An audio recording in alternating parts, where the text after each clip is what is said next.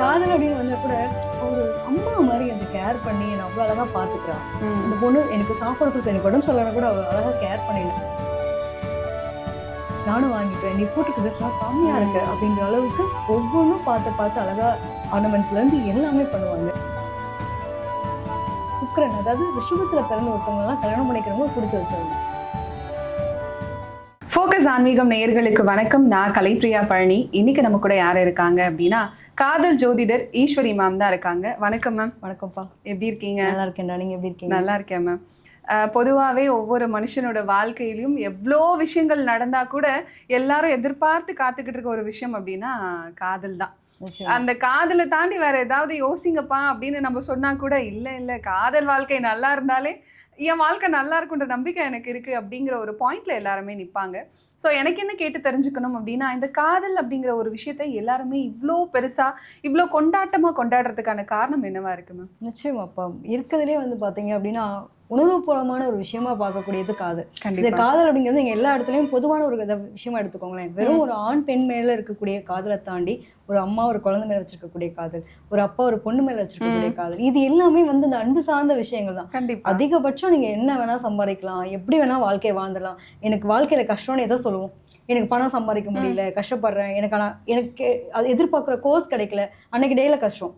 அதுக்கப்புறம் நான் கிடைச்சிருச்சு அப்படின்னா அது சந்தோஷமா மாறிடும், அவ்வளவுதான். ஆனா எப்பயுமே வந்து நமக்கு ஒரு உற்சாகமா இருக்கட்டும், உத்வேகமா இருக்கட்டும், இதை கொடுக்குற ஒரு விஷயம் என்னவா இருக்க முடியும்னா அன்பான வார்த்தை. கண்டிப்பா அது ஒரு ஏக்கமா கூட மாறி போயிடும் வாழ்க்கையில இல்லைன்னா. அந்த அன்பான வார்த்தை யார் கொடுக்குறாங்க, யார்கிட்ட ஏங்குறாங்க? ஒரு குட்டி குழந்தையா இருக்கும்போது அம்மாவோட அந்த அரவணைப்புல வளரும் போது பாத்தீங்க அப்படின்னா, என் அம்மா தான் என்னோட முக்கியமான பெரிய கேர்ள் ஃப்ரெண்டா இருப்பா இல்லையா? கண்டிப்பா. அவங்கதான் எல்லாமாவும் இருப்பாங்க. அது மாதிரி ஒரு டீனேஜர் கிராஸ் பண்ணும்போது எல்லாருக்கும் இருக்கக்கூடிய ஹார்மோன் ப்ராப்ளம் தானே. இது வந்து நார்மல், எல்லாருக்கும் இருக்கக்கூடிய விஷயம் தான். ஸோ அந்த டைம்ல ஒரு பொண்ணை பார்த்தா ஒரு பையனுக்கு ஈர்ப்பு, ஒரு பையனை பார்த்தா ஒரு பொண்ணுக்கு ஈர்ப்பு, இந்த மாதிரியான விஷயங்கள். இதை தாண்டி இந்த அன்பான ஒரு ஸ்பரிசமான ஒரு உணர்வு சார்ந்த விஷயம் தான் அழகான காதல். அது என்னன்னா அந்த காதல் காமம் நிறைய இருக்கு, இதனுடைய அடுத்தடுத்த பரிணாமங்கள் தான். ஆனா வெளியில இருந்து பார்க்கும்போது என்னடா அது காதல் அப்படின்ற ஒரு விஷயத்த வந்து ரொம்ப கேவலமா தான் எல்லாரும் பாக்குறாங்க. அதை தாண்டி உணர்வுபூர்வமா பாக்குறவங்களுக்கு அது பெரிய விஷயம். கண்டிப்பா மேம். நிச்சயமா. எனக்கு என்னன்னா, நான் ஏன் இந்த ஃபீல்டுக்குள்ள முதல்ல எடுத்துக்கும் போது காதல் திருமணம் சார்ந்த, இப்ப நீங்க எடுத்துக்காட்டுக்கு எக்ஸாம்பிளா எடுத்துட்டீங்க அப்படின்னா, இப்ப குடும்ப நல ஆலோசனை அப்படிங்கிற ஒரு விஷயம் பண்ணிட்டு இருக்கேன்.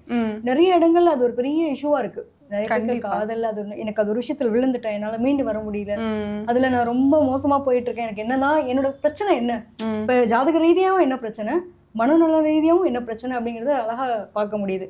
முழுக்க முழுக்க என்ன வேணாலும் இருக்கட்டுங்க, ஒரு காதல் சார்ந்த ஒரு உணர்வு சார்ந்த ஒரு உறவு இல்லை அப்படின்னா அந்த குடும்பமா இருக்கட்டும், அந்த ஒரு சந்தோஷமான வாழ்க்கையை முழுமையா அனுபவிக்கணும். வாழ்க்கையை யார் நல்லா என்ஜாய் பண்ணி வாழ்றாங்க, முழுமையா சந்தோஷமா வாழ்றாங்கன்னு கேளுங்களேன், சம்பாரிச்சிருவாங்க. வீட்டுக்கு போனா நல்ல உறவு இல்லை, என்னை பாத்துக்கிறதுக்கு, சாப்பிட்டியான்னு கேட்க ஒரு ஆசையா ஒரு கேட்கறதுக்கு ஆள் இல்லை, தூரமா இருக்கேன், எப்போ வந்த, எப்போ வருவ, இன்னைக்கு நாள் எப்படி போச்சு அப்படின்னு கேட்க கூட ஆள் இல்லை. சின்ன சின்ன ஒரு சந்தோஷத்தை பரிமாறிக்கக்கூடிய உணர்வுகள் அப்படிங்கிறது வந்து இந்த காதலுடைய வெளிப்பாடை நம்ம பார்க்குறோம். அது எல்லா இடத்துலையும் இருக்கக்கூடிய காதல். அம்மா, குழந்தை, அதுக்கப்புறம் பாத்தீங்க அப்படின்னா ஒரு பேரா இருக்கக்கூடிய லவர்ஸா இருக்கட்டும், திருமண தம்பதியரா இருந்ததுக்கு அப்புறம் கூட ஆஃப்டர் மேரேஜ் லவ் பண்ணாதான் வாழ்க்கை நல்லா இருக்கும் இல்லையா? ஸோ ஒவ்வொரு சின்ன சின்ன விஷயங்கள் ரசனை, அவ்வளவுதான். கண்டிப்பா மேம். இவ்வளோ அழகா காதலை பத்தி எக்ஸ்பிளைன் பண்ணியிருக்கோம். 12 ராசிகளுக்கும் அவங்களோட காதல் வாழ்க்கை எப்படி இருக்குன்னு பார்க்கலாம். நிச்சயமா. ரிஷப ராசிக்காரர்களோட காதல் வாழ்க்கை எப்படி இருக்கும் மேம்? நிச்சயமா. ரிஷபம் காலச்சக்கரத்துக்கு 2ஆம் பாவம். ஸோ சுக்கிரனே அதிபதியா கொண்ட ராசி. அதே மாதிரி சந்திரன் உச்சம் வரக்கூடிய இடம். எப்பவுமே வந்து அந்த காதல் அப்படின்னு ஒரு விஷயத்துக்கு தேவையான ஒரு கிரகமே என்னன்னா நம்முடைய மனம் ஃபர்ஸ்ட். கண்டிப்பா. சோ அந்த மனம் சொல்லக்கூடிய கிரகமே சந்திரன் தான். அப்ப சந்திரன் இவங்களோட ராசியில உச்சம் பெறது.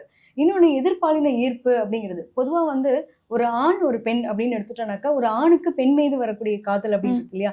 இந்த ஆணுன்னு குடிக்கக்கூடிய ஒரு பெண் ஜாதகத்துல முக்கியமான விஷயம் என்னன்னா செவ்வாய். அதே மாதிரி ஒரு ஆணோட ஜாதகத்துல முக்கியமான விஷயமா சுக்கிரனை பாக்குறோம், பெண்ணோட ஜாதகத்துல செவ்வாயை பாக்குறோம். சோ இந்த கிரகத்தினுடைய கனெக்டிவிட்டி தான் காதல் அப்படிங்கிற விஷயத்த தூண்டக்கூடிய ஒரு அமைப்பு. சோ அதுல சுக்கிரன் அப்படிங்கிறது வந்து ரொம்ப ஈர்ப்பா இருக்கக்கூடிய நிலையே வந்து உங்களோட ராசியில தான். கண்டிப்பா. ரொம்ப ரொம்ப அழகு அழகு அழகு அப்படின்னு சொல்லிட்டே பேரழகு, அழகே பொறாமைப்படும் அளவிற்கு சந்திரனை வந்து எதுக்கு எடுத்தாலும் நம்ம எதுக்கு ஒப்பிடுவோம்? ஒரு கவிதை ரொம்ப அழகா இருக்கு அப்படின்னு சொல்லிட்டு சொல்லுவோம். அது ஒரு பெண்ணோட ஒப்பிடுவோமா? அழகுக்கும் அழகா வந்து பெண்ணோட ஒப்பிடுவோமா? சோ அந்த சந்திரனை இவங்களோட ராசியில தான் உச்சம் பெறாங்க. ஆணா இருக்கட்டும், பெண்ணா இருக்கட்டும். அவ்வளோ அழகா இருப்பாங்க பார்க்கறதுக்கு. எனக்கு இன்னும் கொஞ்ச நேரம் அவங்கள பார்க்கணும், அவங்க கூட டைம் ஸ்பெண்ட் பண்ணணும் அப்படிங்கிற அளவுக்கு இருக்கும். இயல்பாவே ஈர்க்கக்கூடிய தன்மை இவங்க கிட்ட இருக்கும். இவங்க பேசினா அழகு, எல்லாத்துலயும் ஒரு அழகுன்றது இருக்கக்கூடிய தன்மை. நல்ல சாப்பாட்டு பிரியர்கள், சாப்பிடவும் செய்வாங்க, சமைச்சும் கொடுப்பாங்க. இதெல்லாம் ரொம்ப ரொம்ப அழகான ஒரு விஷயம் இல்ல. கண்டிப்பா. இதுவே ஒரு ஈர்க்கப்படக்கூடிய நிலையா இருக்கும். அதுக்காக இதை சொல்ல வரேன். கண்டிப்பா அந்த கண்டிப்பா. காதல் அப்படின்னு வந்தா கூட ஒரு அம்மா மாதிரி அந்த கேர் பண்ணி என்ன அவ்வளவு அழகா பாத்துக்கிறா. அந்த பொண்ணு எனக்கு சாப்பாடு கொடுத்து எனக்கு உடம்பு சொல்லனா கூட அவள் அழகா கேர் பண்ணிட்டா.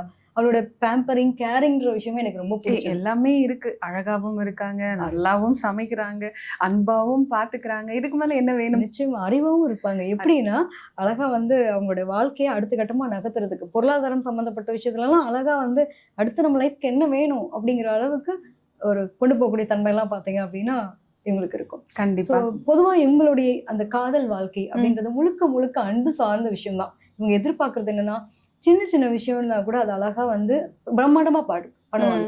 இவங்க போட்டிருக்க ஆர்னமெண்ட்ஸ் எல்லாம் கூட கம்மியான ஒரு ரேட்டா இருக்கும். ஆனா போட்டிருக்க விதமும் அவங்க வியர் பண்ண உடனே பாத்தீங்கன்னா எக்ஸ்ட்ரானரியா இருக்கும். ரொம்ப பிரம்மாண்டமா தெரியும். அவ்வளவு அழகா இருக்கும். சில பொருள்களுக்கெல்லாம் அவங்க போட்டு வந்தாங்கன்னா அம்பாசிடர் ஆயிருவாங்க. நிச்சயமா. நம்ம கூட இந்த டிசைன் இவ்வளவு அழகா பண்ணலையே, இவங்க போடும்போது இன்னும் அழகா இருக்கே அந்த மாதிரி. இது எந்த கடையில வாங்கின சொல்ல, நானும் வாங்கிக்கிறேன், நீ போட்டுக்க ட்ரெஸ் எல்லாம் செம்மையா இருக்கு அப்படின்ற அளவுக்கு ஒவ்வொன்றும் பார்த்து அழகா ஆர்னமெண்ட்ஸ்ல இருந்து எல்லாமே பண்ணுவாங்க. ஸோ இப்படிப்பட்ட பொண்ணா இருக்கட்டும் பையனா இருக்கட்டும் பிடிக்காம போகுமா யாருக்கு? வாய்ப்பே இல்லை. நிச்சயமா போற போக்குல அப்படி திரும்பி பார்த்துட்டே போன போல இருக்குன்ற அளவுக்கு தான் இருப்பாங்க. ஸோ அவங்களுடைய வார்த்தைகளும் சரி ரொம்ப அன்பு சார்ந்த ஒரு சந்தோஷம் கலந்த கலவை. அதாவது நானும் சந்தோஷமா இருக்கணும், என்னை சுத்தி இருக்கவங்களும் சந்தோஷமா வச்சுக்கணும் அப்படின்னு நினைக்கக்கூடிய நபர்கள். ஸோ இவங்களோட பார்ட்னரை மட்டும் சும்மா விட்டுருவாங்களா என்ன? அதனால நான் என்ன பொதுவாக சொல்லுவேன், சுக்கிரன் அதாவது ரிஷபத்துல பிறந்த ஒருத்தவங்க எல்லாம் கல்யாணம் பண்ணிக்கிறவங்க கொடுத்து வச்சவங்க. 24/7 ரொமான்டிக் நல்ல ஒரு லவ் ஃபீலை கொடுத்துட்டே இருப்பாங்க. பார்ட்னருக்காக ரொம்ப கிவரா இருப்பாங்க. நிறைய விஷயங்களை பார்த்து செய்யக்கூடிய அவங்களுக்குலாம் உலகமே என்ன அப்படின்னா அவங்களுக்கு அழகான குடும்பம், இதுதான் அவங்களுடைய உலகம். கனவே அதுதான். நிச்சயமா. அதுவும் பாத்தீங்க அப்படின்னா லவரா இருக்கட்டும் கணவரா இருக்கட்டும், ஏய் இந்த ஜுவல் எங்கடி வாங்கின செம்மையா இருக்கு அப்படின்னு ஒரு பையன் வந்து அந்த பொண்ணு உனக்கு இந்த ட்ரெஸ்ஸுக்கு நீ அழகா இருக்கியா இல்ல நீ போட்டதுனால அந்த ட்ரெஸ் அழகா இருக்கான்னு தெரியல, சின்ன சின்ன சந்தோஷங்கள் இந்த மாதிரி பகிர்ந்துக்கிறத ரொம்ப விரும்புவாங்க. இவங்க என்னன்னா அப்ரிசியேஷன்ஸ் ரொம்ப விரும்பக்கூடிய, நான் அவ்வளோ கேரிங்கா இருக்கேன், பேம்பரிங்கா இருக்கேன், ஒவ்வொன்றும் உனக்காக பார்த்து செய்யறல ஒரு சின்ன சப்போர்ட், ஒரு வார்த்தை, ஏய் நல்லா இருக்குப்பா, நீ நல்லா பண்ணிருக்க, நல்லா சமைக்கிற, நல்லா அன்பு காட்டுற. எனக்கு எங்க அம்மாவுக்கு அப்புறம் நான் ஃபீல் பண்ண அந்த லவ் உங்ககிட்ட மட்டும்தான், அந்த அம்மாவோட அன்பை நான் பாக்குறேன். இந்த மாதிரி சின்ன விஷயங்கள் அவங்க ரொம்ப எதிர்பார்ப்பாங்க. இதை அவங்க கொடுத்தாங்கனாலே போதுமானது. ஸோ இதுல என்ன ஒரு ஹைலைட்னா நம்ம அழகா இருக்கோம், அதை தாண்டி நம்மளுடைய பார்ட்னர் வர்றவங்களுக்கு, அதாவது ஒரு பையனா இருக்கான் ஒரு பொண்ணா இருக்காங்க, அவங்களுக்கு எல்லாத்தையும் வாங்கி கொடுத்து அவங்களுக்கு அதை போட்டோ விட்டு அழகு பார்த்து, இந்த ட்ரெஸ் உனக்கு கியூட்டா இருக்கு, நான் உனக்காக ப்ரெசென்ட் பண்றேன், இந்த மாதிரி பணம் சம்மந்தப்பட்ட விஷயம் ஒரு பக்கம் ஒரு பொருட்டே இல்லை, அது அன்புக்கு மேல எதுவுமே கிடையாது, அன்புதான் எல்லாம், அந்த நிலைமைக்கு போயிடுவாங்க. அந்த அளவுக்கு எக்ஸ்ட்ரீமா பார்த்து லவ் பண்ணக்கூடியவங்க. ரொம்ப சென்சிட்டிவான விஷயம் என்ன அப்படின்னா சட்டுன்னு கோவம் வந்துடும். ஏதாவது ஒரு அள்ளி கொடுக்குறவங்க தான் சில நேரங்கள்ல வந்து இவங்க ஏதாவது ஒரு கரெக்டான வார்த்தை யூஸ் பண்ணல அப்படின்னா தாங்க மாட்டாங்க. அந்த அளவுக்கு இருக்கும். இப்போ எனக்கு என்ன கேட்கணும்னா மேம், இப்போ நீங்க சொன்ன மாதிரி ரொம்ப அழகாவும் இருப்பாங்க, ரொம்ப அன்பாவும் இருப்பாங்க, எல்லாமே இருக்கும் அப்படின்னு சொல்லும் போது எல்லாமும் இருக்கிற இடத்துல ஏதோ ஒரு பிரச்சனைகளும் இருக்கும் இல்லையா? பார்ட்னர் வந்து நம்ம எல்லாமும் பண்ணணும்னு நினைக்கும் போது ஏதோ ஒரு விஷயம் இல்லாத போகும்போது அங்க ஒரு பிரச்சனைகள் ஏற்படும் இல்லையா? சோ எல்லாமே இருக்கிற இவங்க கிட்ட என்ன மேம் பிரச்சனையா இருக்கு? நிச்சயமா இவங்களோட எதிர்பார்ப்புகள் தான் பிரச்சனை, வேற ஒண்ணுமே இல்லை. எல்லாத்துக்கும் சின்ன விஷயத்துக்கு நிறைய எதிர்பார்ப்பாங்க. நான் தான் சொல்லுவேன், நீங்க எக்ஸ்பெக்டேஷன் மட்டும் வைக்காதீங்க. ரிஷபத்துல பிறந்தவங்க வந்து எக்ஸ்பெக்டேஷன் மட்டும் இருக்காது. இவரா இருக்கும்ல, எனக்கு அட்லீஸ்ட் அவங்களுக்கு தெரியல, நம்ம சொல்லி கொடுப்போம், நாளைக்கு ஒரு நாள் கத்துப்பாங்க, ஒரு நாள் கிடைக்கும். நிச்சயமா அதை கத்துக்கிட்டு அவங்க கொடுக்கட்டுமே, நம்ம கேட்டு விட வாங்கிக்கலாம், தப்பு கிடையாது. நீ ஏன் இதுல என்னன்னா, நான் உனக்கு எல்லாம் செய்யறல, நான் வெளியில இப்ப கிளம்புறோம், வெளில வந்தோம் உனக்கு பூ வாங்கி தரணும்னு தோணுமா இல்லையா? ஏன் நான் கேட்டதான் நீ வாங்கி தரணுமா? உனக்கா தோணாதான். இது ஒரு பெரிய சண்டையா வரும். ஸோ இந்த மாதிரி சின்ன சென்சிட்டிவான சில விஷயங்கள்லாம் வந்து புரிஞ்சுக்கிட்டாங்கனாலே போதுமானது. உண்மையிலேயே பார்ட்னரை வந்து ரொம்ப லவபிளா ஒரு குழந்தை மாதிரி கேர் பண்றது, பேம்பரிங் பண்ண, அது ஆணா இருந்தா பெண்ணையும் சரி, பெண்ணா இருந்தா ஆணையும் சரி, அந்த அளவுக்கு அழகா பார்த்துப்பாங்க. ஒரு ரெஸ்பான்சிபிலிட்டி அவ்வளவும் தூக்கி சுமப்பாங்க. ஏன்னா அந்த பேர் நல்லா வச்சுக்கணும் அப்படின்னு ஒரே காரணத்துக்கு. உண்மையிலேயே அந்த சுமக்கிறதே உங்களுக்கு தெரியாது. எப்பவுமே ஒரு குழந்தைய வயிற்றுல சுமக்கும் போது ஒரு தாய்க்கு வந்து சுகமா இருக்குமா சுமையா இருக்குமா? அது ஒரு ஹாப்பி மூமெண்ட், சுகமான இதாதான் இருக்கும். நிச்சயமா அது வந்து சுமையான சுகம் இல்லையா?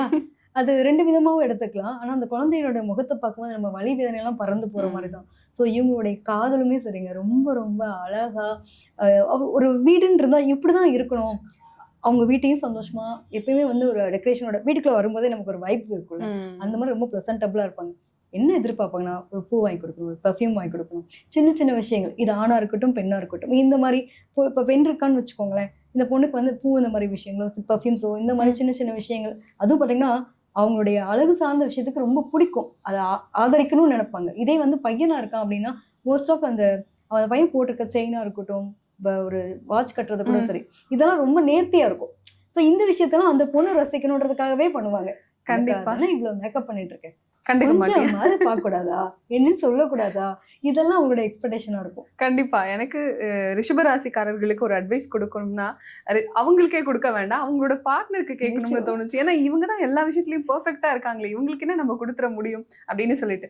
ரிஷபராசிக்காரர்களை காதலிக்கிற ராசிகளோ, இல்ல திருமணம் பண்ணிக்கிற ராசிகளோ ஒரு விஷயம் பண்ணுங்க தயவு செஞ்சு. இது பண்ணீங்கன்னா போதும் உங்க வாழ்க்கை ரொம்ப நிம்மதியா இருக்கும்னா என்ன சொல்வீங்க மேம்? ஐயோ, ரொம்ப ரொம்ப அழகா உங்களுக்காகவே ஒரு உலகமா இருக்காங்கன்றப்போ அவங்கள கொண்டாடுங்க, அவ்வளவுதான். நீங்க கொண்டாடிட்டீங்கன்னா வச்சுக்கோங்களேன், உங்களை தலைக்கு மேல வச்சு தூக்கி வச்சு அவ்வளவுதான், என் உலகமே இவங்க தான். சில பேர்லாம் வந்து அம்மா வீட்டுக்கு போ அப்படின்னு சொல்லுவாங்கல்ல, நான் எங்க அம்மா வீட்டுக்குலாம் போக மாட்டேன். உன்னை தாண்டி எங்க நான் போயிட்டு நீ ஜாலியா இருக்கவா, விட்டுற மாட்டேன்ற அளவுக்கு கூடவே இருந்து கொடுமைப்படுத்துவேன் அன்பை காட்டி. உண்மைங்க. அந்த அன்பு உனக்கு எங்க கிடைச்சிடும், எங்க நீ இல்ல நீ போனா என்னால தாங்க முடியும், நானும் கூடவே வரேன்.